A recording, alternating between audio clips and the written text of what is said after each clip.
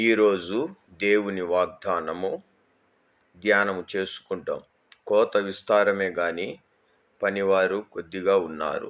మత్తయి సువార్త 9వ అధ్యాయము 37వ వచనము. కోత విస్తారముగా ఉంది లోకంలో. తమ పాపముల చేత అపరాధముల చేత చచ్చిన వారై ఉండగా ఈ ప్రభువైన యేసుక్రీస్తు వారు ఈ యొక్క పాపమనే కోతను కొయ్యుటకు, అనేక మానవాళిని విమోచించుటకు ప్రభువైన క్రీస్తు వారు 2024 సంవత్సరముల క్రితము ఆ శిలువలో తన యొక్క ప్రాణం ప్రతి ఒక్క మానవుని కొరకై పెట్టాడు.